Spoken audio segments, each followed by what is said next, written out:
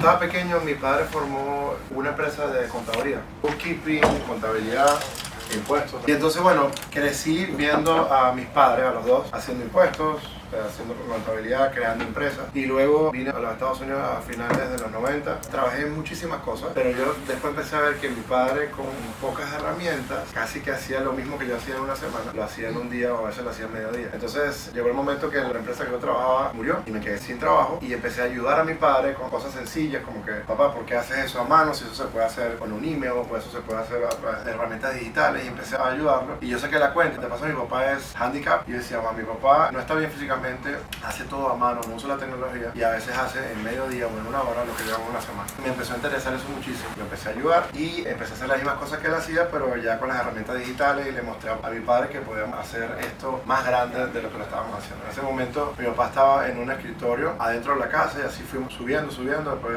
pudimos alquilar un escritorio dentro de un check cashing store y después en ese check cashing store es cuando yo conozco, sabes que en los check cashing stores van mucho a enviar dinero a los países, y vino un señor de Ecuador, estaba enviando dinero a Ecuador, él era internacional, estaba aquí por unos días y él se acerca a mi padre y le pregunta, ¿puedo registrar una empresa siendo ecuatoriano? Y mi papá le dijo, déjame averiguarlo porque si no eres americano tal vez no puedes. Y eso me interesó mucho. Yo empecé a averiguar y me di cuenta que sí se podía registrar una empresa siendo extranjero. Entonces me imaginé haciendo lo mismo de mi padre pero con los clientes internacionales, y así lo empecé a hacer. Pude alquilar otro escritorio con mi padre, ya éramos 2 escritorios y así seguimos. Después mi mamá vino a ayudarnos, eran 3 escritorios, después mis hermanos eran 4 o 5, al final tenemos 5 escritorios en el check cashing store y éramos más grandes nosotros que el check cash. Y después pudimos alquilar una oficina que tenía como 5 oficinas adentro, algo parecido en Flagler, en la 110, y después ahí todos crecieron, mis hermanos crecieron, yo también crecí, mi papá también. Y yo me fui a alquilar como 16 oficinas en Pembroke Pines, agarré un warehouse grandísimo, lo convertí como en un campo de oficinas adentro.